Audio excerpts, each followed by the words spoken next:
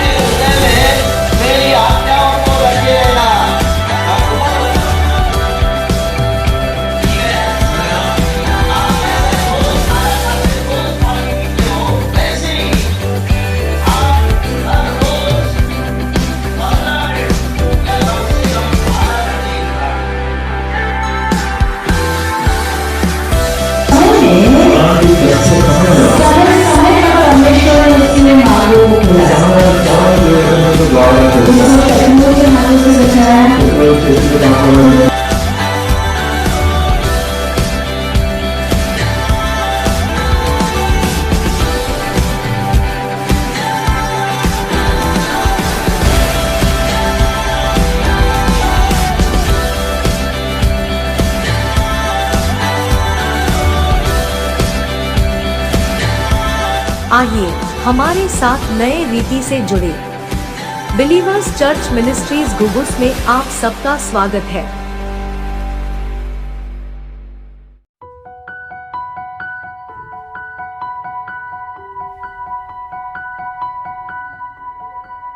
ऐसा कोई मनुष्य है जिसको कभी गुस्सा आया ही नहीं हो, ना आता ही है। కోపము రాని మనుషుడు ఎవరైనా ఉన్నారా? రాని వారు ఉన్నారా? कोई है ऐसा? ఎవరైనా ఉన్నారా? चलो बताइए आप में से कोई। मैं हूँ। మీలో నుండి ఎవరైనా చెప్పండి, నేనున్నాను, मुझे कभी गुस्सा आता ही नहीं। నాకు ఎప్పుడు కోపం రాదు। है कोई बता सकते हैं? ఎవరైనా చెప్పగలరా? है ना? अभी आप यीशु मसीह की तरफ इशारा करेंगे। ఇప్పుడు మీరు యేసుక్రీస్తు వైపు చూపెడతారు। यीशु मसीह को कभी गुस्सा आया नहीं। యేసుక్రీస్తుకు కోపం రాలేదు అని। नहीं आया? हाँ आया। अच्छी हंटर बना के दे दिया। కోడా చేసి కొట్టాడు। मेरे पिता का घर खराब कर रहे हैं। నా తండ్రి ఇంటిని పాడు చేస్తున్నారు। तो बराबर है, నిజమేనా? हमको भी आता है। మనకు వస్తది। कोई कलीसिया में गड़बड़ करता है, ఎవరైనా సంఘం లేదా అలజడి చేస్తే, क्योंकि ये पिता का घर है, ఇది తండ్రి ఇల్లు, इसको कोई खराब नहीं कर सकते, దీన్ని ఎవరు పాడు చేయరు। क्योंकि ये हमारा सबका घर है, ఇది మనందరి ఇల్లు, जहाँ हम सब लोग रहते हैं మనమందరం ఇక్కడే ఉంటాం। और हम सबका भविष्य यहीं से जुड़ी हुई है। మరి మనందరి భవిష్యత్తు ఇక్కడ నుండి అడ్డుకొని ఉంది। हमारा जीना मरना, हमारा करना धरना, सब कुछ यहाँ से। మనము బ్రతకడము, చావడము, చేయడము, నిలవడము అన్ని ఇక్కడ నుండి అడ్డుకొని ఉన్నాయి। अगर कोई हमारा पिताजी का घर अगर खराब करता है तो हमको गुस्सा जरूर आता है। ఎవరైనా మన తండ్రి ఇంటిని పాడు చేస్తే మనకు తప్పకుండా కోపం వస్తది। तो आज मेरे प्रियो, आपको मैं एक ऐसे व्यक्ति का परिचय दिलाऊंगा बाइबल में। బైబిల్ నుండి ఒక వ్యక్తిని నేను ఈ రోజు పరిచయం చేయిస్తాను। वो बड़ा क्रोधी व्यक्ति है, वो परमेश्वर के ऊपर में ही क्रोध करने लग गए। ఆయన చాలా కోపస్తుడు, కోపగండి, ఆయన దేవుడి మీదనే కోపించుకున్నాడు। आमेन, ఆమేన్, हालेलुया। హల్లెలూయా। तो मेरे प्रियो, आज की सुबह हम लोग इस बात के लिए हमें प्रार्थना करना चाहिए कि परमेश्वर मेरे जीवन से और मेरे परिवार में से ये गुस्से की जो स्पिरिट है, ये क्रोध की जो आत्मा है, प्रभु तू दूर कर। అయితే నా ప్రియమైన వాళ్ళారా, ఈ రోజు ఉదయకాలం మనం కలిసి ప్రార్థన చేయాలి ఏంటంటే, ప్రభువా నా కుటుంబంలో ఉండి, నా జీవితంలో ఉండి ఈ కోపము లేక క్రోధం ఏదైతుందో ఈ ఆత్మను మా నుండి దూరం చేయము। क्योंकि ये बात बहुत दूर तक हमें ले जाती है और यहाँ तक कि हमारा पूरा परिवार और पूरा घराना भी इसके कारण नाश की ओर जाएगा। ఈ మాట మనల్ని చాలా దూరం వరకు తీసుకొని వెళ్తుంది। మరి దీని ద్వారా మన కుటుంబం, మనము నాశనం అవుతాం। बहुत बातें नाश हो जाती हैं। అనేక మాటలు నాశనం అవుతాయి। मेरे प्रियो, నా ప్రియమైన వాళ్ళారా, क्रोध में एक ऐसा वाक्य लिखा है, బైబిల్ ఒక వాక్యం రాయబడి ఉంది, मनुष्य का क्रोध మనుషుని క్రోధము परमेश्वर की धार्मिकता का దేవుని నీతిని निर्वाह नहीं कर सकता। నెరవేర్చదు. मनुष्य का क्रोध మనుషుని కోపము परमेश्वर की धार्मिकता का निर्वाह नहीं कर सकता। దేవుని నీతిని నెరవేర్చదు. हम बहुत बार गुस्सा करते हैं, మనం చాలా సార్లు కోపగించుకుంటాం. कई बार गुस्सा जायज भी है, लेकिन वहां पर वो बिल्कुल ठीक भी नहीं है। కొన్నిసార్లు కోపగించుకోవడం అవసరం, కానీ అక్కడ అది సరైనది కాదు. चलो, आपको कभी गुस्सा ही नहीं आया, ऐसे कुछ लोग भी है, కోపము రాని వారు కూడా కొంతమంది ఉన్నారు. लेकिन कुछ लोगों का गुस्सा ऊपर दिखता है और कुछ लोगों का दिखता नहीं, కొంతమంది కోపం పైకి కనిపిస్తుంది, కొంతమంది కోపం కనిపించదు है ना? కదా. लेकिन गुस्सा तो है। కోపం ఉంది. तो हमारा रोल मॉडल प्रभु यीशु मसीह है, మన మాదిరి ప్రభువైన యేసుక్రీస్తు. है ना? हम सब लोग अगर कुछ हो गया तो यीशु मसीह की तरफ इशारा करते हैं। यीशु ही हमारा मार्गदर्शक और हमारा रोल मॉडल है। మనకేమన్నా ఉంటే మనం అందరం యేసుక్రీస్తు వైపు చూపుతాము. యేసుక్రీస్తు మనకు మార్గదర్శకుడు, మన మాదిరి అయి ఉన్నాడు. यीशु मसीह ने कभी गुस्सा नहीं किया యేసుక్రీస్తు ఎప్పుడు కోపగించుకోలేదు, और किसी पर उन्होंने अपना गुस्सा नहीं उतारा। ఒకరి మీద తన కోపాన్ని దించుకోలేదు. उसको मारने वालों को भी उसने क्षमा करके वापस उनसे उन्होंने प्यार किया, అతన్ని కొడుతున్న వారిని క్షమించి వారిని తిరిగి ప్రేమించాడు, है ना? కదా. यीशु मसीह ने कभी किसी पर दोष नहीं लगाया और किसी को उसने क्रोध में आकर कुछ उल्टा सीधा कभी नहीं बोला। యేసుక్రీస్తు ఎవరి మీదనైనా నేరాన్ని మోపలేదు, లేక కోపంలోకి వచ్చి అనకూడని మాటలు అనలేదు. गेत्सेमनी के बगीचे में उसको जब पकड़ने आए सिपाही, उस सिपाही को भी उन्होंने कुछ नहीं बोला, लेकिन बाजू में खड़ा हुआ पतरस गुस्से में आया और उसका कान काट दिया। గెత్సేమనే తోటలో ఉన్నప్పుడు ఆయన పట్టుకోవడానికి వచ్చినటువంటి సైనికులను కూడా ఆయన ఏమనలేదు, కానీ ఆయన పక్కన నిలబడి ఉన్నటువంటి పేతురు తన కత్తి తీసి చెవిని నరికి. पतरस गुस्सा वाला व्यक्ति था। పేతురు కోపంతో ఉన్న వ్యక్తి. मेरे गुरु को पकड़ने आए, నా బోధకుడిని పట్టుకోవడానికి వచ్చారు. उसने सिपाही का तलवार लिया और उसका कान काटा। అతని సైనికుని కత్తి తీసి అతని చెవిని కోసాడు. गुस्सा, కోపం. तब प्रभु यीशु मसीह ने उलट पतरस को समझाया, ए पतरस, तेरी तलवार की मुझे जरूरत नहीं है, तो अपनी तलवार बाजू में रख। దానికి వ్యతిరేకంగా ప్రభువైన యేసుక్రీస్తు చెప్పాడు, పేతురు నీ కటకం అవసరం నాకు లేదు, దాన్ని పక్కకు పెట్టేయి. क्योंकि यहाँ पर क्रोध करने का कोई सवाल ही नहीं उठता। కోపగించుకునేటువంటి ప్రశ్నే లేదు ఇక్కడ. अगर मैं प्रार्थना करूं तो मेरा पिता हजारों सैनिक यहाँ पर भेज देता, నేను ఒకవేళ ప్రార్థన చేస్తే నా తండ్రి వేవేల సైనికులను ఇక్కడికి పంపిస్తాడు. लेकिन इस समय मुझे इसका सामना कर लेना है, मेरे विषय में जो लिखा है वो पूरा होगा। కానీ ఈ సమయంలో నేను దీన్ని ఎదిరించాలి, నా విషయం ఏదైతే రాయబడి ఉందో అది పూర్తి కావాలి. उन्होंने उस समय अपना क्रोध को बिल्कुल बाजू में रखा తన కోపాన్ని పక్కకు పెట్టి और अपनी परीक्षा जो उस पर होने वाली थी उसके लिए वो तैयार रहा। తన గూర్చినటువంటి పరీక్ష ఏదైతే జరగబోయేది ఉండేనో దాని కొరకే సిద్ధపడ్డాడు. तो मेरे प्रियो, అవును నా ప్రియమైన వాళ్ళారా, मनुष्यों का जो गुस्सा है वो परमेश्वर की धार्मिकता का निर्वाह कभी नहीं कर सकता। మనుషుని కోపము దేవుని నీతిని నెరవేర్చదు. इसलिए అందుకని आज हमें अपने क्रोध पर बहुत ही कंट्रोल रखना बहुत जरूरी है। ఈ రోజు మనం మన కోపం మీద మన వశాన్ని కలిగి ఉండడం చాలా అవసరం.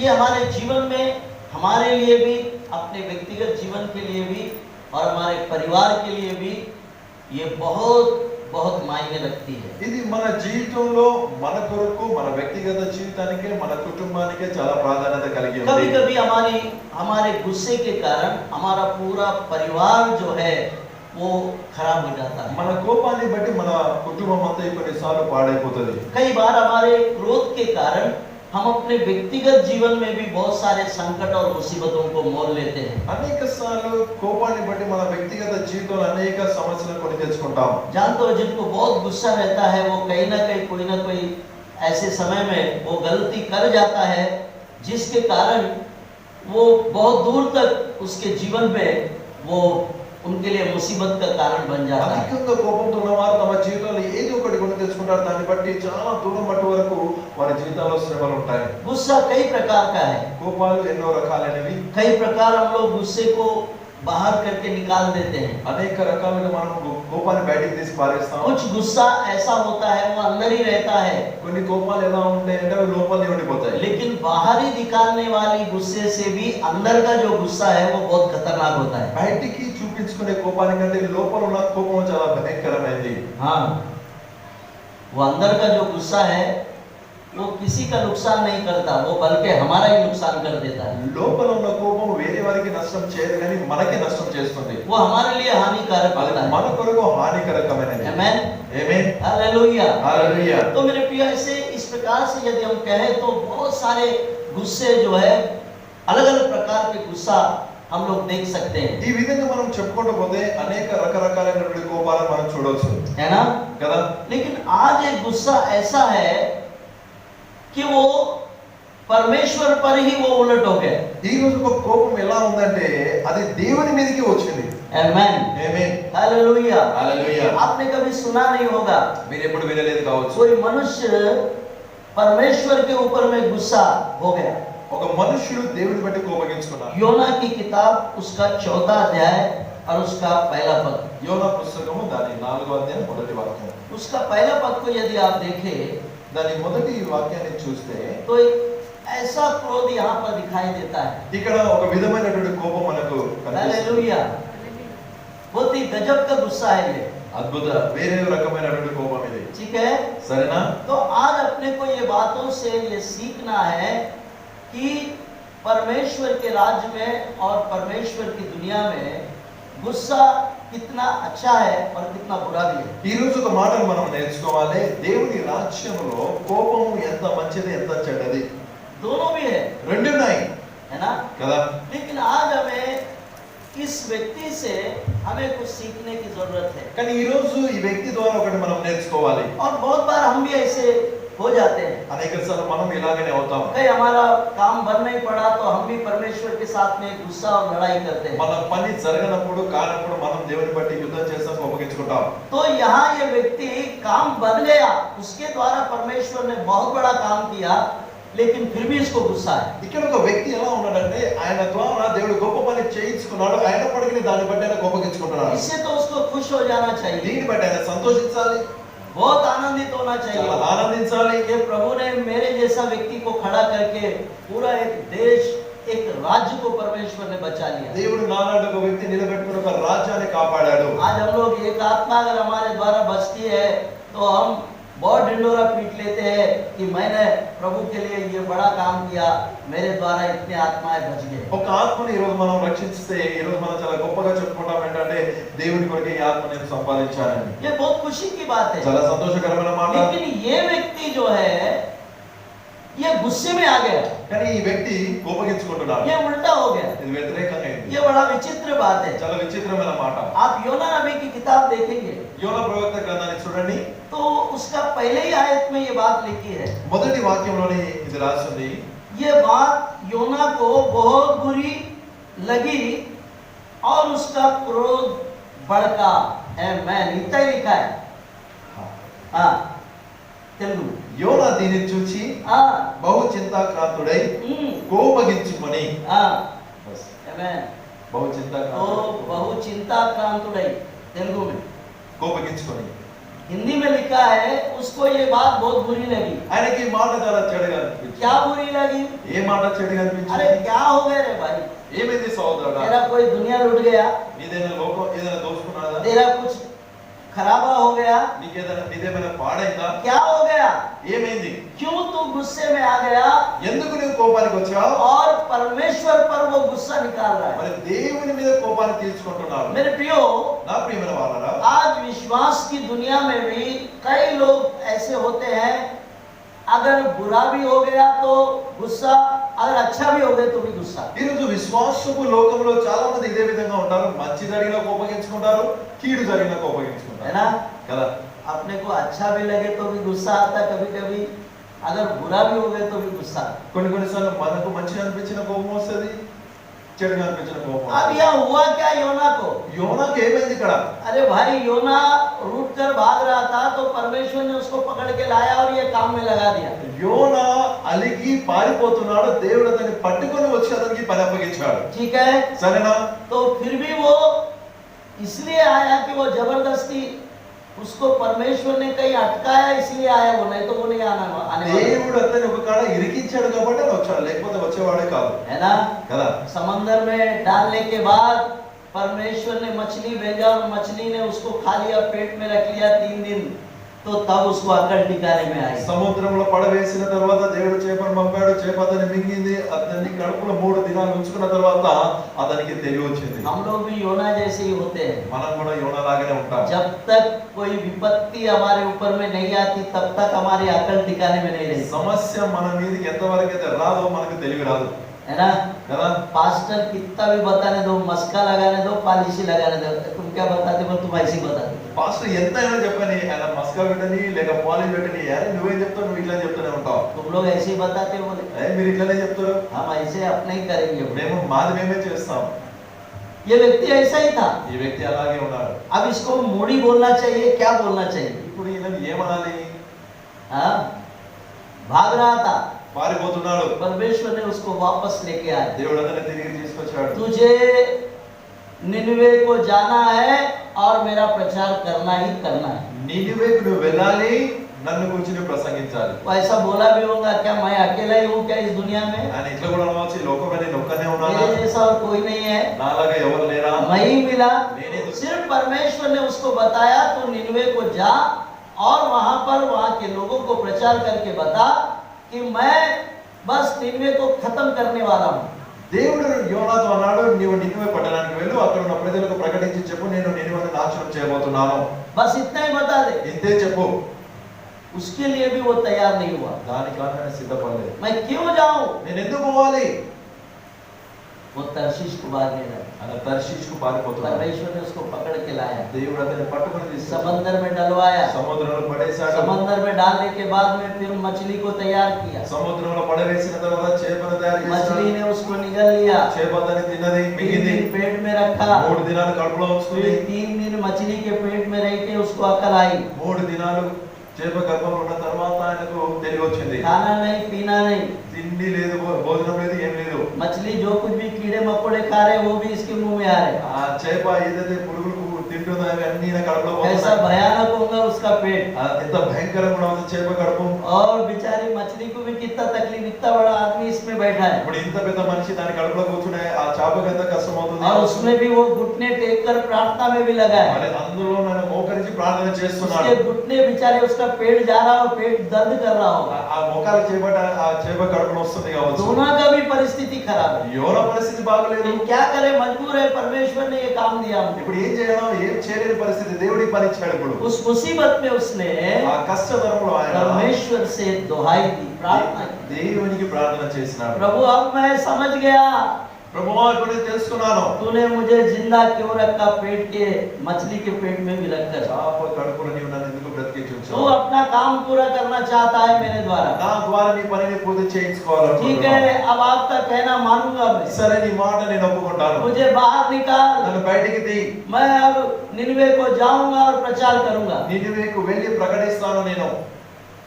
जब ये बात उसने मान लिया तब परमेश्वर ने उसको मछली के पेट से समंदर के बाहर कर दिया। ఈ మాటను ఒప్పుకున్న తర్వాత దేవుడు అతన్ని చేప గర్భంలో కడుపులో బయటికి తీశాడు. वो जाकर ఆయన వెళ్ళి निनवे को प्रचार किया। నినివేకు ప్రకటించాడు. 1 दिन के प्रचार में ही पूरा देश में फैल गया ये बात।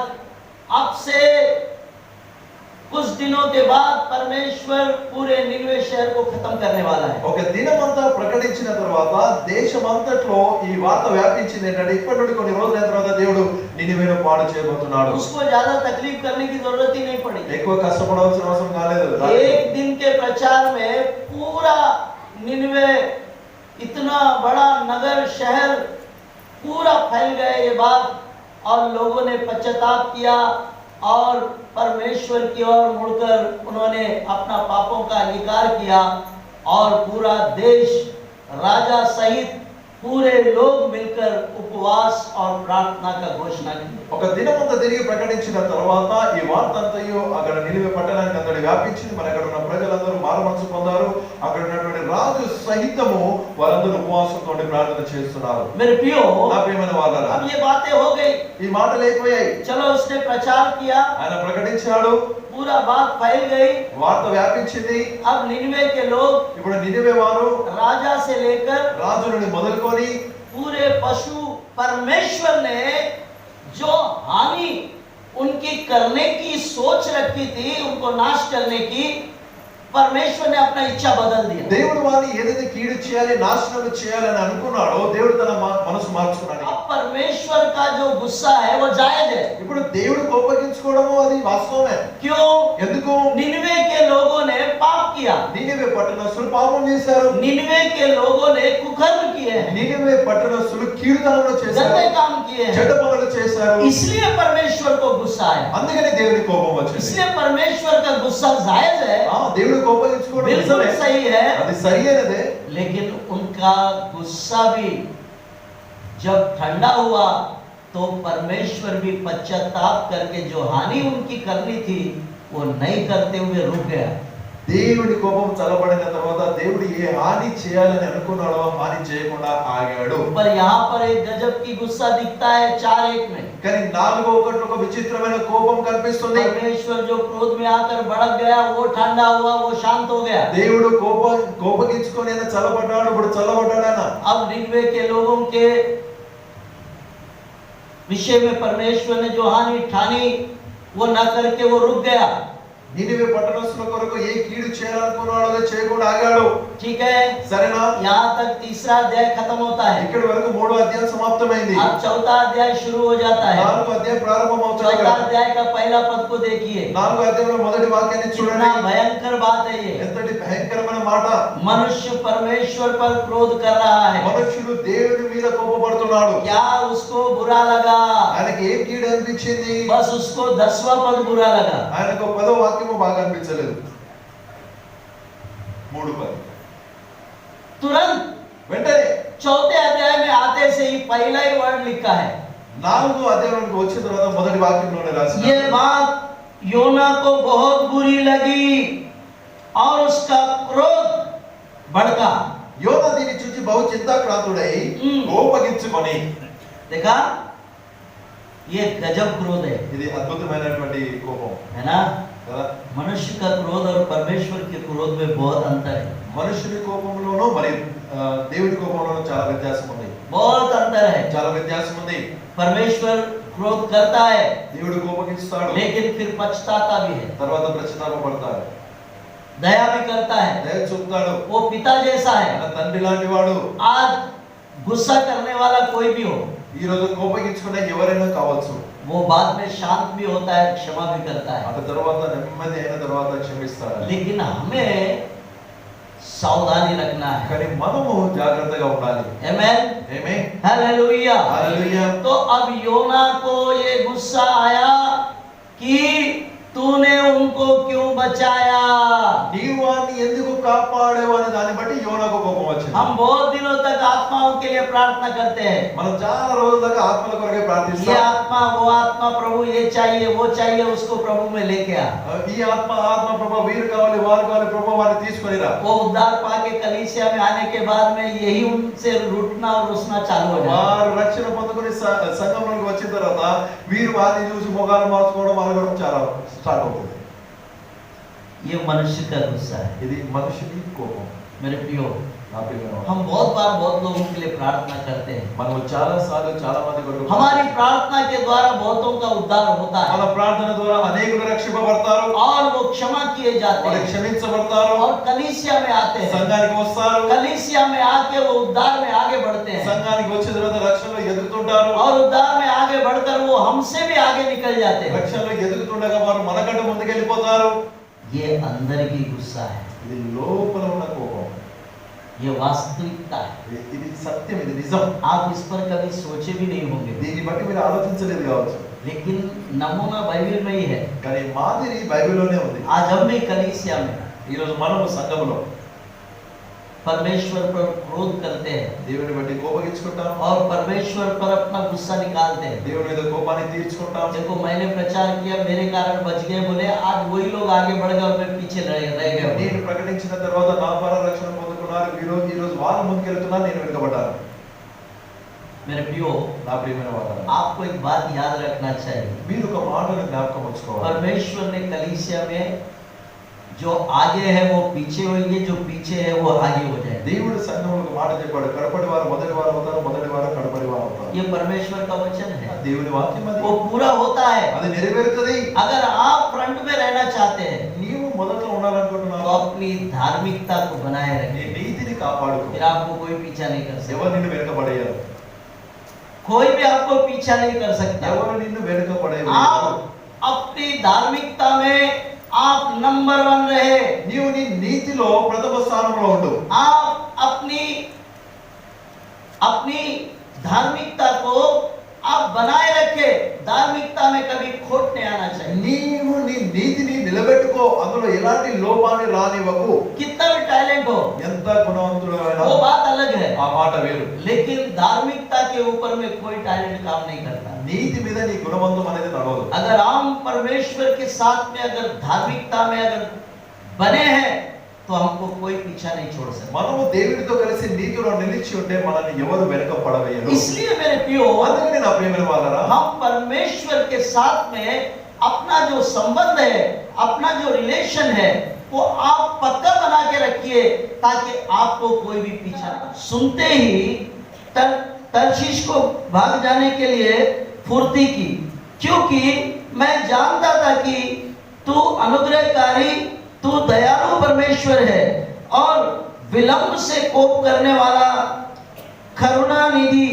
है और दुख देने से प्रसन्न नहीं होता। చూసారా, अभी अपना सब उगलना शुरू कर दिया, अपना गुस्सा, ఇప్పుడు తన क्रोध। కోపాన్ని వెళ్ళగక్కుతున్నాడు. मेरे को मालूम था बोले నాకు తెలుసు, तुम उनको क्षमा करोगे, నువ్వు అతన్ని క్షమిస్తావు, तू दयालु నీ परमेश्वर దయగల है, దేవుడు, तू माफ करता है, నువ్వు క్షమిస్తావు. इसलिए मैं भाग गया बोले। అందుకే నేను పారిపోయాను. देखा उसका विचार कैसा है। చూడండి ఆయన ఆలోచన ఎలా ఉంది. कभी कभी हम लोग भी ऐसे ही हो जाते కొన్నిసార్లు మనం ఇలాగనే అవుతాం. हैं। ये पाठ हमारे लिए ही है। ఈ పాఠం మన కొరకే. हाँ? प्रार्थना करते हैं ప్రార్థిస్తాం लोगों के उद्धार के लिए, ప్రజల రక్షణ కొరకు, लेकिन फिर उल्टा हम ही हो जाते हैं। మళ్ళీ వారికి వ్యతిరేకంగా మనం అవుతాం. इससे योना से हम लोग बहुत कुछ सीख सकते हैं। అందుకని యోనా ద్వారా మనము అనేక परमेश्वर को बोल रहा है, దేవుడితో అంటున్నాడు, हाँ मुझे मालूम था నాకు తెలుసు तू दयालु నీవు परमेश्वर है, కృపగల దేవుడవు, तू उनको माफ करेगा, నువ్వు వారిని तू క్షమిస్తావు, उनको बचाएगा, నువ్వు వారిని కాపాడుతావు. मुझे मालूम था, నాకు తెలుసు. इसीलिए मैं तरशीश को भाग रहा था। అందుకని దర్శించినకు పారిపోతుంది. क्या बात है, ఏంటా మాట? कैसा उल्टा सोच है उसका। ఎలా వ్యతిరేకమైన ఆలోచన ఆయనకున్నది. वो अभी परमेश्वर से बोलकर वो प्रार्थना कर रहा है, वो भी प्रार्थना ఇప్పుడు దేవునితో అంటే ఆయన ప్రార్థన చేస్తున్నాడు, प्रार्थना कर रहा है। ప్రార్థన చేస్తున్నాడు. मुझे मालूम था आप ऐसा करेंगे, నాకు తెలుసు నువ్వు ఇలా చేస్తావని. इसलिए मैं भाग रहा था, అందుకే నేను పారిపోతుంటే, लेकिन फिर भी मेरे को जबरदस्ती पकड़ के लाया ఆయన నువ్వు బలవంతంగా పట్టుకొని తీసుకొచ్చావు, और मुझे दबोचा, నన్ను అణిచావు, जबरदस्ती जाके प्रचार किया, బలవంతంగా వెళ్ళి నేను ప్రకటించాను. तो भी वो प्रचार काम में आ गया ఆయన నా ప్రసంగం పనికొచ్చింది. और लोग बच गए, ప్రజలు पूरा రక్షింపబడ్డారు, देश बच गया, ఊరంతా కాపాడబడ్డారు, सब लोग जिंदे हैं, వారందరూ బ్రతుకున్నారు, कोई मरा नहीं। ఎవరు చావలే, मैं सबका मरने का इंतजार कर रहा था। అందరూ చావలే నేను చూస్తున్నాను.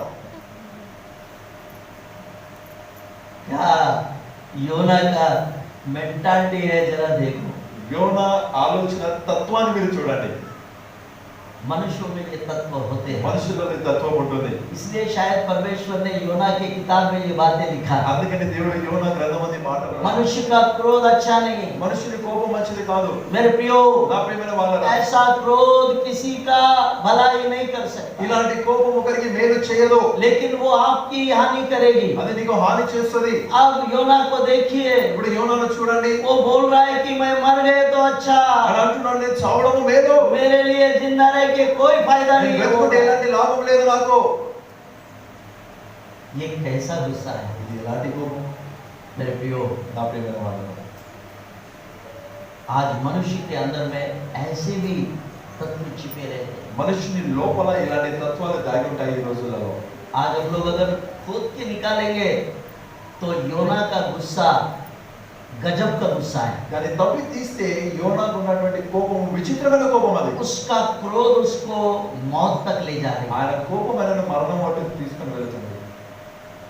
ऐसे ही मेरे प्रियो, అలాగే आज हमारे लिए पाठ यहाँ पर ये है మన కొరకున్న గుణపాఠం कि ఏంటంటే आप और मैं నీవు మరి నేను कभी कभी కొన్ని కొన్ని हमारे भी जीवन में మన జీవితంలో ऐसे प्रसंग आते हैं, ఇలాంటి ప్రసంగం तब आप भी ऐसा बोलने लगते हैं, అప్పుడు నీవు ఇలాగనే అంటావు, आप मेरे लिए जीकर कोई फायदा नहीं है परमेश्वर, దేవా నేను బ్రతికున్నాడు ఎలాంటి లాభం లేదు, मुझे ले ले, నన్ను తీసుకో, मेरे लिए मरना उत्तम నేను है। చావడము మంచిది. इसलिए आज అందుకని ఈ రోజు हम विश्वासियों को भी एक बहुत बड़ा पाठ डाल रहे हैं। విశ్వాసుల కొరకైన గొప్ప గుణపాఠం ఇక్కడ ఉంది. किसी का चाहे भला हो जाए चाहे बुरा हो जाए, लेकिन आप अपने मन को संभाले रखिए। ఒకరికి కీడు జరిగినా ఒకరికి మేలు జరిగినా నీవు నీ మనసును కాపాడు. कोई दो माले बंगला बना ले, कोई फॉर्च्यूनर गाड़ी भी ला ले, न्यू ब्रांड अपने आंखों के सामने, तो भी आप जैसे हैं वैसे ही रहे। ఒకరు రెండంతస్తుల ఇల్లే కట్టించుకొని మన కనుల ఎదుట ఫార్చ్యూనర్ సీల్ బండి తీసుకొని రాని మనం ఎలా ఉన్నామో అలాగే ఉంటాం. आप उनको ब्लेस करें, మీరు వారిని దీవించండి, उनको आशीष दें। వారిని ఆశీర్వదించండి. बहुत अच्छी बात, చాలా మంచి మాట. जो मैं नहीं कर सका నేను చేయని वो దానిని मेरा भाई और मेरे बहन कर लिए, నా సోదరి నా సోదరుడు చేశారు. मैं तृप्त हो गया। నేను ఆనందిస్తున్నాను. मैं ईश्वर को धन्यवाद देता हूँ దేవునికి వందనాలు చెల్లిస్తున్నాను. कि आपने हमारे लोगों को आशीष दिया है। మీరు మా ప్రజలను ఆశీర్వదించారు. आमेन, ఆమేన్, हालेलुया। హల్లెలూయా. मेरे प्रियो, ऐसे मन के लिए दुआ करें, అలాంటి మనసు కొరకు ప్రార్థన చేయాలి. ऐसा मन हमारे अंदर में परमेश्वर उत्पन्न करे, उसके लिए आज हमें प्रार्थना कर लेना ఇలాంటి चाहिए। మనసును దేవుడు మనలో పుట్టించాలని ఈ రోజు మనం ప్రార్థన చేయాలి. क्योंकि मनुष्य का क्रोध परमेश्वर की धार्मिकता का निर्वाह नहीं कर सकता। మనుషుని కోపము దేవుని నీతిని నెరవేర్చదు. परमेश्वर का वचन कहता है, దేవుని వాక్యం చెప్తుంది. इसलिए सावधान, అందుకని జాగ్రత్త. किसी का भला हो या बुरा हो जाए, ఒకరికి మేలైనను కీడైనను लेकिन हमें మనము अपने आप को मौत के घाट नहीं उतारना है। మరణము తట్టు మనం తీసుకొని వెళ్ళకూడదు. हम अपने आप की मौत को ना भुलाएं। మనకు మనమే మరణాన్ని పిలుచుకోవద్దు. योना अपने आप को मौत को बुला ले रहा है। యోనా తనకు తాను మరణాన్ని मेरे పిలుచుకుంటున్నాడు. लिए मरना उत्तम है, నేను చావడము మేలు, मैं जीकर कोई फायदा नहीं। నేను బ్రతుకుంటే ఎలాంటి లాభం లేదు. क्या हो गया, ఏమైంది? क्या लुट गया तेरा? నీది ఏమైంది? अगर वो आशीषित हुआ तो तेरा क्या लुट गया? ఆయన దీవించబడితే నీదేమైంది? तेरा कुछ नहीं बना ना, నీకేం రాలేదు కదా. सब ठीक है, अपना అన్ని బాగున్నాయి. अपना रोटी पानी चल रहा है, అన్నం తింటున్నా కదా. अपन जो भी घर में है वो घर भला है अपने लिए, మనం ఏ ఇంట్లో ఉన్నామో ఆ ఇల్లు మన కొరకు మేలైనదే. कोई बात नहीं। ఇలాంటి మాటలు. मेरे को अगर बंगला नहीं मिला तो नहीं मिला, నాకు బంగ్లా దొరకపోయినా लेकिन मेरे पड़ोसी को मिल गया, मैं परमेश्वर तेरा धन्यवाद करता हूं। పక్కవానికి దొరికింది దేవానికి వందనాలు. ऐसा मन ठीक है ఇలాంటి మనసు మంచిదా? या उसको तूने बंगला गाड़ी दिया इसलिए मेरा मरना अच्छा है, నువ్వు వానికి బండి బాగా అందించావు, నేను చావడం మంచిది. मैं जीकर कोई फायदा नहीं అలాగే है। పట్టుకుంటే లాభం లేదు. कि ये प्रार्थना अच्छा है। ఈ ప్రార్థన మంచిది. योना का प्रार्थना कितना आपको अच्छा लगा? యోనా ప్రార్థన నీకు ఎంత బాగా అనిపిస్తుంది? अब मेरे लिए मरना ही उत्तम है। నేను చావడమే మేలు అంటున్నాడు. ऐसा स्वभाव के लोग ఎలాంటి స్వభావం వాడు? मेरे प्रिय, నా ప్రియమైన వారు, हम उद्धार पाने के बाद में भी कहीं कहीं ये बातें हमारे अंदर में रह जाती हैं। రక్షణ పొందుకున్న తర్వాతను ఈ మాటలు మనలో ఉంటాయి. आप ऐसा मत सोचिए నీవు ఇట్లా అనుకోకు. मैं उद्धार पाया अब प्रभु की कलीसिया में आने, प्रभु की कलीसिया में तभी और ऐसे बातें ज्यादा हो जाती నేను हैं। రక్షణ పొందుకొని దేవుని సంఘంలోకి వచ్చానని నీవు దేవుని సంఘంలో ఉన్నావు కాబట్టి ఇలాంటి ఇంకెక్కువ జరుగుతాయి. ऐसे बातों में आपको बहुत होशियारी से जीना है, ऐसे बातें यहाँ तक आने ही नहीं देने का। ఇలాంటి మాటలు బట్టి నీవు చాలా చాతుర్యంగా బ్రతకాలి. ఇలాంటి మాటలు ఇక్కడ రానివ్వదు. योना ने अपने अंदर में पूरा जलन और ईर्ष्या क्रोध भर लिया, యోనా తన లోపల ఈర్ష్య మంట కోపాన్ని దించుకున్నాడు. इसलिए आज हमारे लिए एक आईना बन गया है। అందుకని ఈ రోజు మన కొరకు అర్థమయ్యాడు. योना का स्वभाव और उसका जीवन देखकर आज हमें सीखना है, हमें प्रार्थना करना है कि प्रभु ऐसा स्वभाव और ऐसा क्रोध मेरे जीवन से और मेरे परिवार से दूर रहे। యోనా స్వభావాన్ని జీవితాన్ని చూసి ఈ రోజు మనం ప్రార్థన చేయాలి. ప్రభువా ఇలాంటి స్వభావం ఇలాంటి క్రోధము నా నుండి నా కుటుంబం నుండి దూరం చేయి. क्या ऐसा प्रार्थना आपका और मेरा हो सकता है? ఇలాంటి ప్రార్థన నీది నా దగ్గర ఉంటుందా? क्या बोलते हैं आप? ఏమంటారు మీరు? आज एक ऐसी गहरी बात खोल के निकाले अपन लोग। ఈరోజు కొన్ని లోతైన మాటను తవ్వి తీసి ऐसा गुस्सा आपने कभी देखा ही नहीं, ఇలాంటి కోపాన్ని మీరు చూడలేదు. ऐसा ईर्ष्या और ऐसा जलन आपने कभी देखा ही नहीं होगा। ఇలాంటి ఈర్ష్య, ఇలా మండిపడడం మీరు చూడలేదు. वो भी परमेश्वर के सामने कर रहा है वो। అది కూడా దేవుని యందు परमेश्वर का वचन कहता है, దేవుని వాక్యం చెప్తుంది, इसलिए सावधान, అందుకని జాగ్రత్త. किसी का भला हो या बुरा हो जाए, ఎవరికి మేలైనను కీడైనను लेकिन हमें మనము अपने आप को मौत के घाट नहीं उतारना है। మరణము తట్టు మనం తీసుకొని వెళ్ళకూడదు.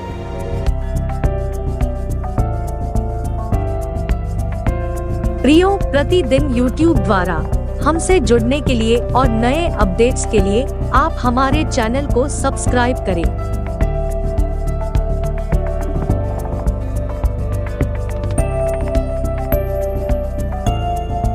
आप हमारे रविवार की सभा में जुड़ सकते हैं। हमारा एड्रेस है NH 7 सुभाष नगर वनी road, believers church ministries Ghugus. हमारा पिन कोड है 442505।